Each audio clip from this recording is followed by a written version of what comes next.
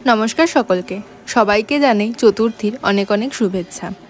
গতকাল আমরা চলে গেছিলাম দক্ষিণ কলকাতার বেশ কিছু নামকরা পুজো দেখার জন্য। আজকের ভিডিওতে সেটাই আপনাদের সাথে ভাগ করে নেব, তো ভিডিওটা শেষ পর্যন্ত দেখতে থাকুন। প্রথমে এখন আপনারা দেখতে পাচ্ছেন দক্ষিণ কলকাতার শ্যামাপল্লী শ্যামা সংঘের পুজোটি। এই বছর ওদের ভাবনা ছিল জননেপথ্যে। দেখলাম ঢোকার মুখ থেকেই কিন্তু খুব সুন্দর ছোট ছোট করে গেট তৈরি করা রয়েছে। এরপর এখন আমরা ঢুকে পড়ছি মূল প্যান্ডেলের ভেতরে। ঢুকে মনে হচ্ছিল একটা বাড়ি তৈরি করা হয়েছে, যেখানে বাড়ির সমস্ত সামগ্রিক জিনিসপত্র রাখা আছে। এরপর ভেতরে ঢুকে দেখলাম রয়েছে এই ধরনের স্কাল্পচারগুলো। এরপর ধীরে ধীরে আরও এগিয়ে গেলাম প্যান্ডেলের ভেতরে। আপনারাও দেখে নিশ্চয়ই বুঝতে পারছেন কেমন করে একটি পুরনো দিনের বাড়ি ফুটিয়ে তোলা হয়েছে। ঘরের ভেতরে রাখা রয়েছে বিভিন্ন মানুষের পোর্ট্রেটগুলো।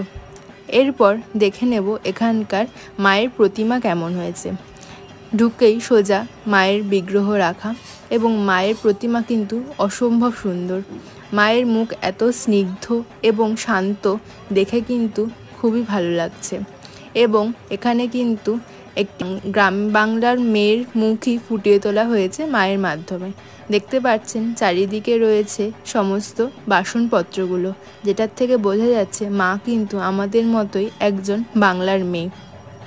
এরপর দেখলাম প্যান্ডেলের পিছনে একটি বড় দেয়ালে এই ধরনের আর্ট করা রয়েছে, এবং এখানে প্যান্ডেলটির সমস্ত দিক থেকে ছবি তুলে কিন্তু একটি নকশা তৈরি করেছে। এরপর আমরা সোজা চলে এলাম লেক গার্ডেন্সের দিকে।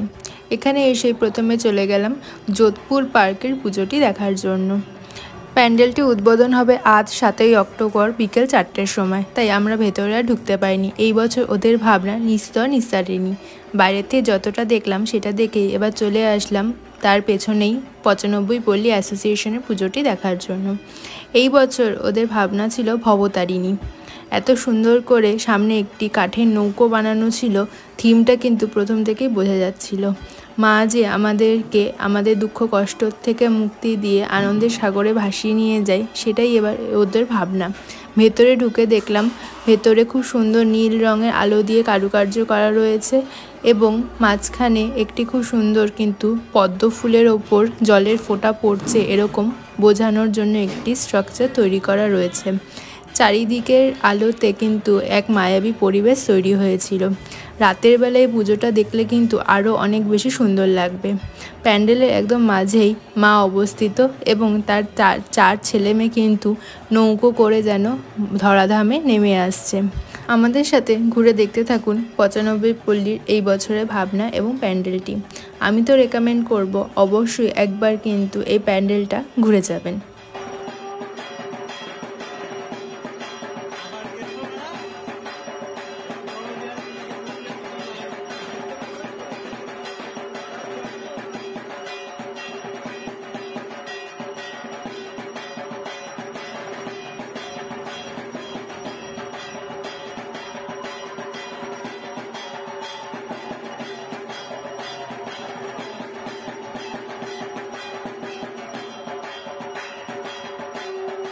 এরপর কিন্তু আপনারা চলে যেতে পারেন ঢাকুরিয়া সর্বজনীন ঠাকুরটি দেখার জন্য।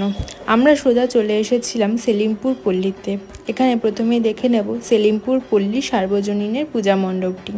এই বছর ওদের ভাবনা হলো গোধূলির স্বপ্ন।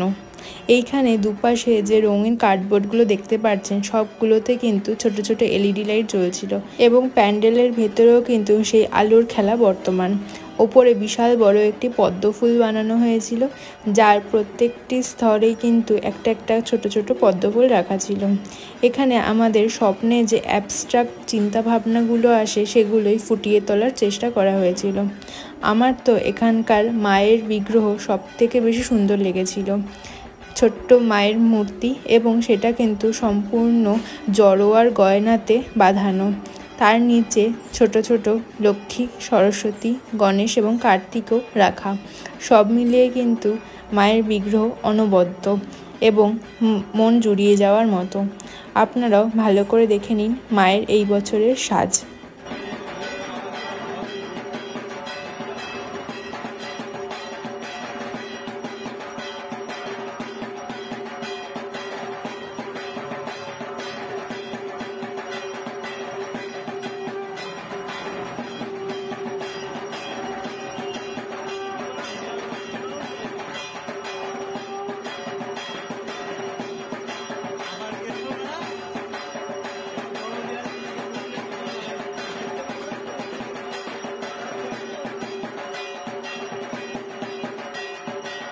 সেলিমপুর পল্লী দেখার পর যে পুজোটা আপনাদের একদমই মিস করা উচিত নয় এই বছর, সেটা হলো বাবুবাগান ক্লাবের পুজো।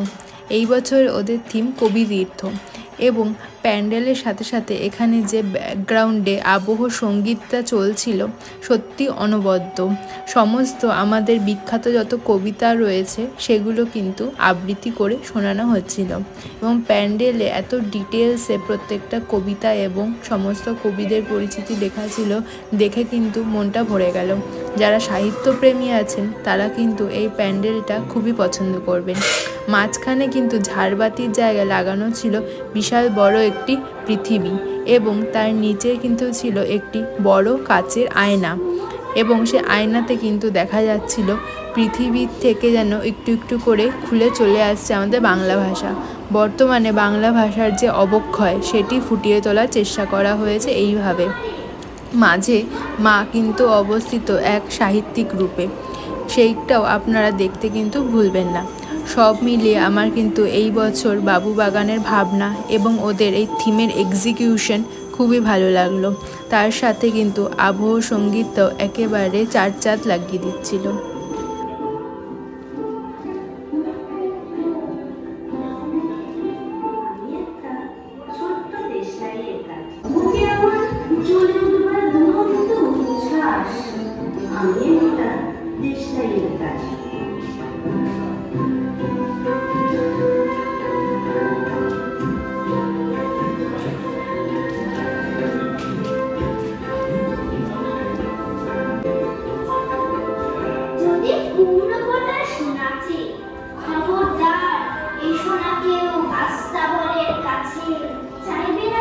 বাবুবাগান দেখে বেরিয়ে এসে আপনারা সোজা চলে যেতে পারেন আদি বাবুবাগান সর্বজনীন বা তালতলা মাঠ পল্লীমঙ্গল সমিতি দেখতে। আমরা চলে এসেছিলাম বালিগঞ্জের দিকে, এবং গড়িয়াহাটে ক্রসিংয়ের আগেই পড়েছিল পূর্বাচল ক্লাব। সুন্দর একটি গেট বানানো হয়েছিল, এবং পরপর কিন্তু ভালো লাইটিংয়ের সেট আপও রয়েছে দেখলাম। রাস্তা দিয়ে সোজা হাঁটতে হাঁটতে ডান দিকে যে মোড়টা পড়বে সেটি ঘুরলেই আপনারা দেখতে পাবেন প্যান্ডেল। ছোট্ট একটি রাজস্থানী স্টাইলে মন্দির তৈরি করার এরা চেষ্টা করেছে এই বছর। বাইরে একটি দেখলাম বড় সুন্দর হাতির স্কাল্পচার রয়েছে, এবং পুরো সাদা কালারের প্যান্ডেলটাকে দেখতে কিন্তু খুবই সুন্দর লাগছিল। ভেতরের মাতৃ প্রতিমার মধ্যে ছোঁয়া ছিল এক আভিজাত্যের। আপনাদেরকে জুম করে যতটা দেখানো যায় দেখাচ্ছি। খালি চোখে মাতৃ প্রতিমা কিন্তু সত্যি অনবদ্য লাগছিল। আপনারা যদি চান তাহলে এই ছোটো পুজোটা স্কিপ করে এগিয়ে যেতে পারেন বালিগঞ্জ কসবার দিকে, না হলে একবার ঢু মেরে যেতেই পারেন। এরপর আমরা সোজা চলে যাব বোসপুকুর এলাকার ঠাকুরগুলো দেখার জন্য। তার মধ্যে প্রথমেই পড়বে সবথেকে ফেমাস বোসপুকুর শীতলা মন্দিরের পুজোটি। এই বছর ওদের থিম হলো সঞ্চয়, এবং যতদূর জানতে পারলাম ওদের ভাবনার মধ্যে ওরা ফুটিয়ে তুলতে চেয়েছে এত বছর ধরে ওরা যে বিভিন্ন থিমের পুজো করে আসছে সেই সমস্ত স্মৃতি জমিয়েই কিন্তু আজ ওরা এই জায়গায় এসে দাঁড়িয়েছে। সেরকমই আমরা কিন্তু বিভিন্ন স্মৃতি জমা করতে থাকি আমাদের মনের ঘটে, এবং সেইভাবে আমরা হয়ে উঠি পরিপূর্ণ। ঢুকেই দেখলাম অসংখ্য কিন্তু এই লক্ষ্মীর ঘর দিয়ে সাজানো হয়েছে সামনের গেটটা, এবং এরপরে ধীরে ধীরে আপনারা এগিয়ে আসলে দেখতে পাবেন কিন্তু এখানে রাখা রয়েছে পুরনো দিনের সব আলমারি, এবং ওপরটা কিন্তু তৈরি করা রয়েছে বাঁশ এবং লক্ষ্মীর ঘর দিয়ে। এছাড়া দেখলাম এই পাশে কিন্তু রাখা রয়েছে নানান ধরনের পুরনো দিনের ছবি এবং লক্ষ্মীর ঘট। এই বছর কিন্তু এদের মাতৃ প্রতিমার রূপ একদমই অন্যরকম। নিচে দেখলাম রয়েছে কাদামাটি এবং কুমোরের চাকা, যেন স্মৃতির রোমন্থন করেই মায়ের রূপ একবার ফুটে তোলানো হয়েছে। আলমারির ভেতরে রাখা রয়েছে সব পুরনো দিনের যাবতীয় জিনিসপত্র। এছাড়া আরও একটি দারুণ ব্যাপার কিন্তু এখানে লক্ষ্য করা যাবে এই বছর, একটু পরে আপনাদের সাথে সেটাও শেয়ার করে নিচ্ছি। এখন দেখতে থাকুন বোসপুকুর শীতলা মন্দিরের এই বছর মায়ের প্রতিমার সাথে সাথে এই বছর ওদের যে আবহ সঙ্গীত সেটাও কিন্তু বেশ লক্ষ্য করার মতো। তাই আমি বলবো একবার কিন্তু এই বছর বোসপুকুর শীতলা মন্দিরের প্যান্ডেলে আপনারা অবশ্যই আসবেন। সবাই মিলে তিলে তিলে তিলে তিলে সবাই মিলে তিলে তিলে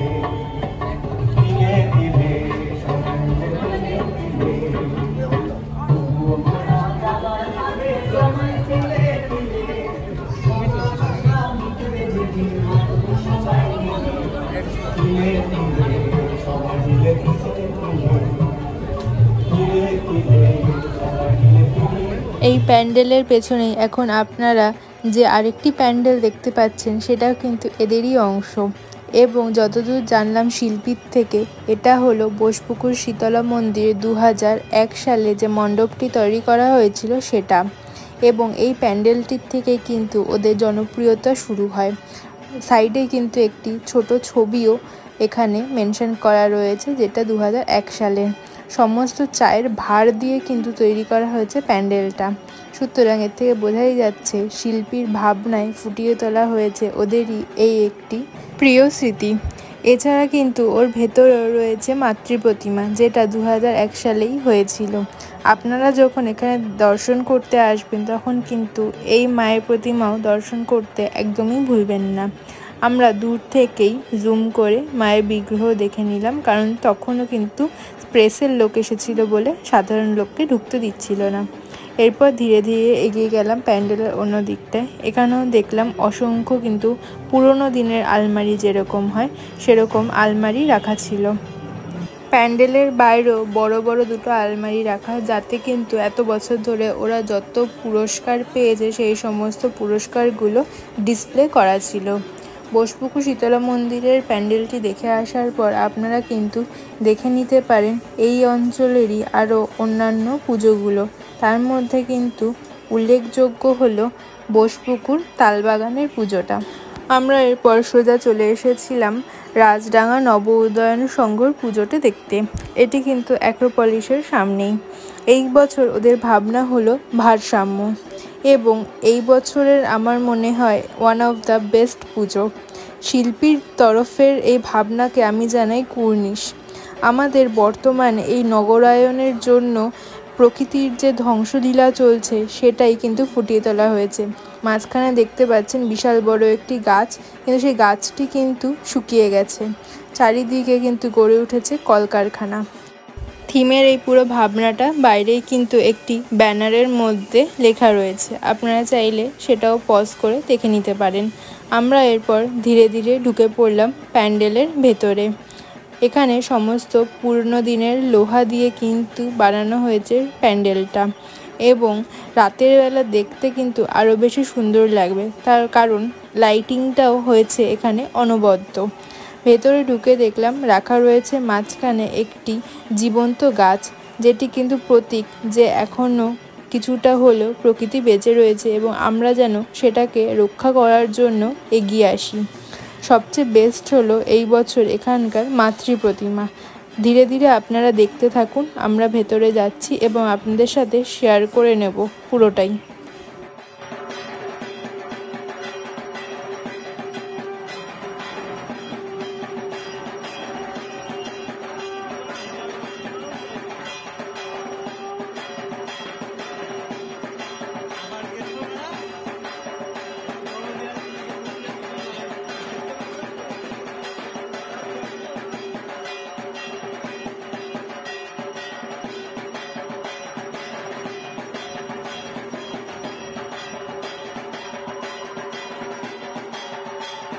এই বছর মাতৃ প্রতিমা যেন রণংদেহী রূপে রয়েছে এবং অসুরের জায়গায় রয়েছে লোহার কলকবজা দিয়ে তৈরি এক মানুষ, অর্থাৎ দেবী যেন বলছেন চিন্তা ভাবনাহীন নগরায়নকে স্তব্ধ করে প্রকৃতিকে রক্ষা করতে। এবং সব মিলিয়ে থিমটা হয়ে উঠেছে ভারসাম্য রক্ষার এক লড়াই।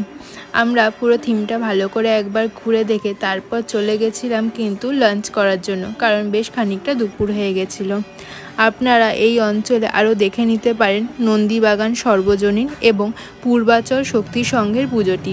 পূর্বাচল শক্তি সংঘে এই বছর হয়েছে কলকাতার মূর্তি কথা, এবং প্যান্ডেলটা অন্যান্যদের ছবি এবং রিলসে যা দেখলাম দারুণ বানিয়েছে।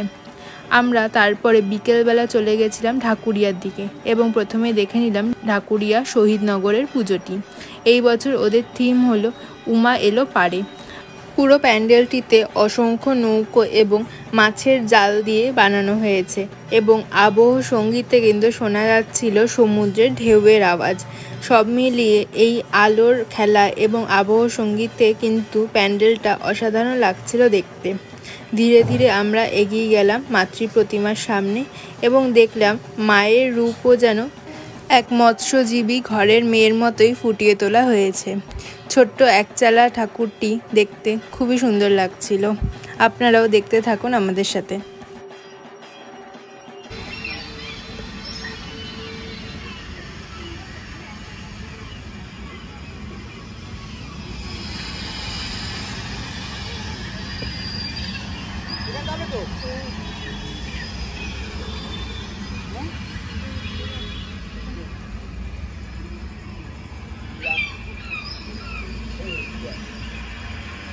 এই প্যান্ডেলটি দেখে আমরা লেকের পাশ দিয়ে চলে আসলাম সন্তোষপুরের দিকে। আপনারা সন্তোষপুর এলাকাতেও কিন্তু অনেকগুলি ভালো ভালো প্যান্ডেল দেখতে পারবেন। আর দেখলাম এইখানে লেকটি এত সুন্দর করে সাজানো হয়েছে, আর সাথে কিন্তু বসেছে মেলা। আপনারা কিন্তু একবার চাইলে এখানে মেলাতেও কিছুক্ষণ ঘুরে দেখতে পারেন এবং তার সাথে এই লেকের ধারেও কিছুক্ষণ সময় কাটাতে পারেন। আমরা এরপর সোজা চলে গেছিলাম সন্তোষপুরের লেকপল্লী পুজোটা দেখার জন্য। এখানে কিন্তু বেশ ভালো প্রত্যেক বছর থিম করে।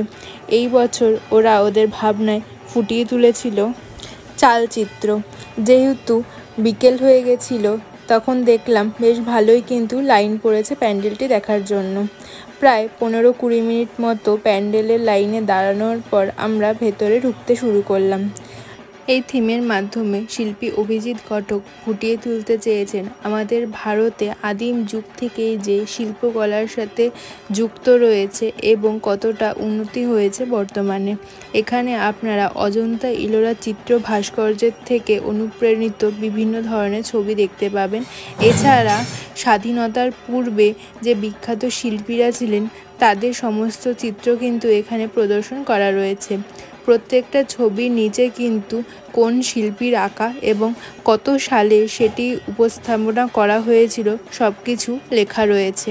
তাই আপনারা যখন এই প্যান্ডেলটি দেখবেন তখন কিন্তু প্রত্যেকটা ডিটেলস খেয়াল করতে ভুলবেন না।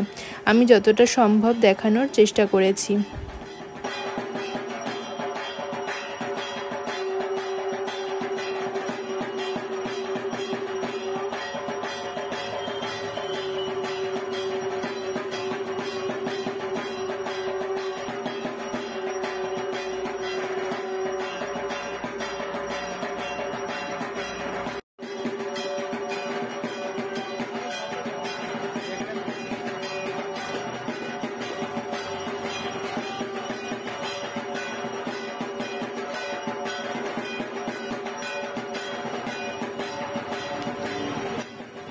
সিঁড়ি দিয়ে উঠে এসে ফাইনালি এখন আমরা চলে এসেছি মূল প্যান্ডেলের ভেতরে এবং এখানেও কিন্তু সমস্ত ধরনের আমাদের পুরনো যত বিখ্যাত ছবি রয়েছে এবং ভাস্কর্য রয়েছে সেগুলি রাখা আছে এবং তার সমস্ত ডিটেলসও কিন্তু লেখা আছে। চলুন ধীরে ধীরে পুরোটাই ঘুরে দেখিয়ে দিই আপনাদের।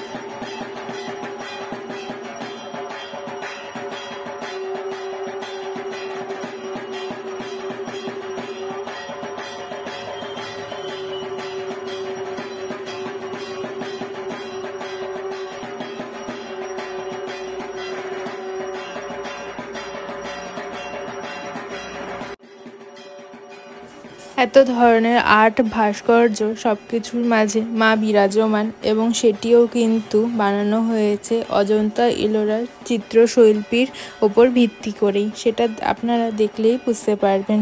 আমরা এই প্যান্ডেলের ভেতরে বেশ খানিকটা সময় কাটিয়েছিলাম সব কিছু একদম ডিটেলসে দেখার জন্য।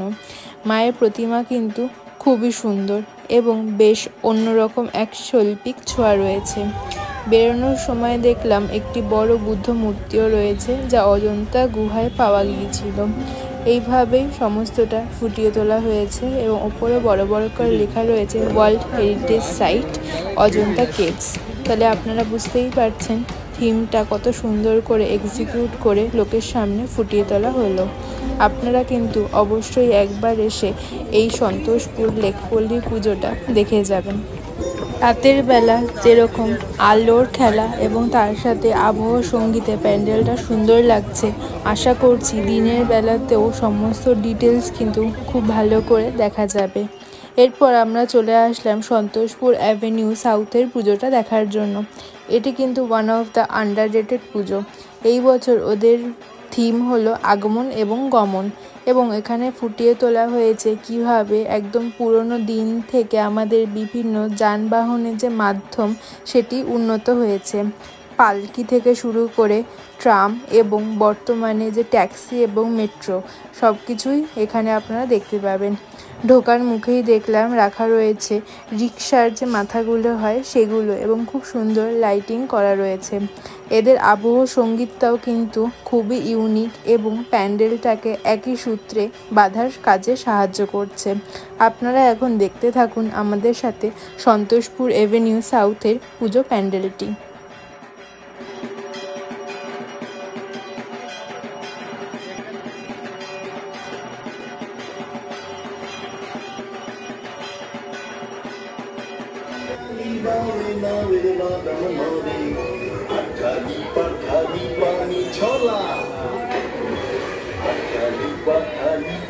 ছলাতে চলে রে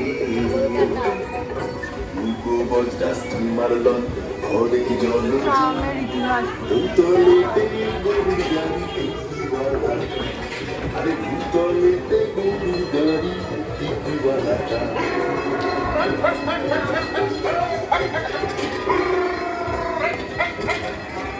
তারও আগে ছিল পাখি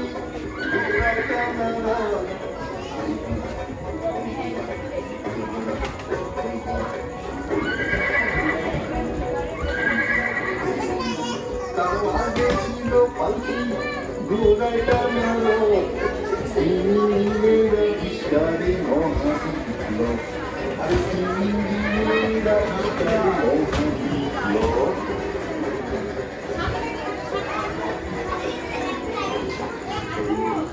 ট্যাক্সি বাস সিংহের আবিষ্কারে মহাবিপ্লব।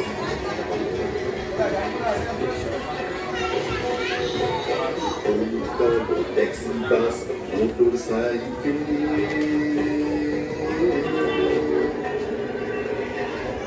শহরবাসীর ভরসা এখন মেট্রো পাতাল রেল, আরে শহরবাসীর ভরসা এখন মেট্রো পাতাল রেল।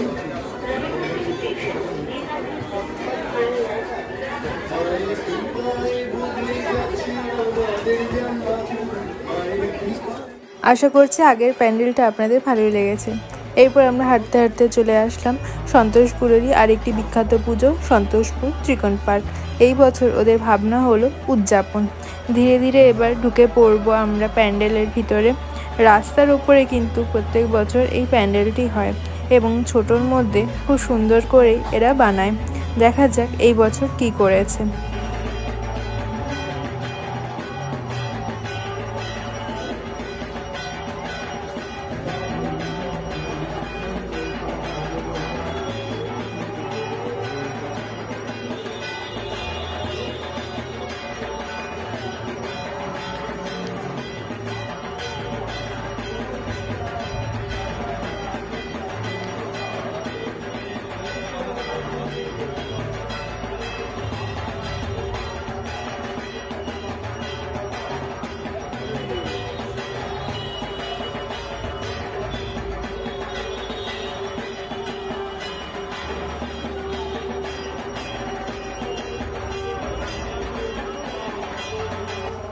প্যান্ডেলে ঢোকার সাথে সাথেই কিন্তু একটা সারপ্রাইজ পেলাম। আপনারা যদি লক্ষ্য করেন দেখতে পাবেন উপরে রাখা রয়েছে গোল মতো একটি স্ক্রিন এবং তার নিচে একটি ক্যামেরা। যারা যারা প্যান্ডেলের ভেতরে ঢুকছেন সবাই কিন্তু নিজেকে ওই স্ক্রিনে দেখতে পাবেন। এছাড়া ওপরে লেখা রয়েছে we are the people of India, অর্থাৎ আমাদের এই সমস্ত জাতি ধর্ম বর্ণ নির্বিশেষে সমস্ত মানুষকে নিয়েই কিন্তু আমরা ভারতবর্ষের এই ঐক্যের পরিচয় দেওয়ার জন্যই কিন্তু এখানে এরমভাবে শিল্পী ফুটিয়ে তুলেছেন। এছাড়া কিন্তু দেখতে পাচ্ছি আমাদের ভারতবর্ষের বিভিন্ন যেগুলো মূল আইকনিক বস্তু সেইগুলো কিন্তু এখানে রাখা রয়েছে। চলুন আপনাদের সাথে ধীরে ধীরে সবটাই শেয়ার করে নিই, দেখতে থাকুন ভিডিওটা। প্যান্ডেলের ভেতরে ঢুকেই ডান দিকে গিয়ে আপনারা দেখতে পারবেন এখানে রাখা রয়েছে প্রথমে অশোক স্তম্ভটি গোল গোল ঘুরছে এবং তার সাথে কিন্তু রাখা রয়েছে আমাদের নেতাজি থেকে শুরু করে সমস্ত যত স্বাধীনতা সংগ্রামী আছে তাদের চিঠি এবং তাদের উল্লেখযোগ্য সমস্ত বস্তু। এগুলো কিন্তু দর্শায় আমাদের ভারতবর্ষের স্বাধীনতা সংগ্রামের জন্য কতটা পরিশ্রম হয়েছিল এবং বর্তমানে ভারতবর্ষ কোথায় রয়েছে সেটা।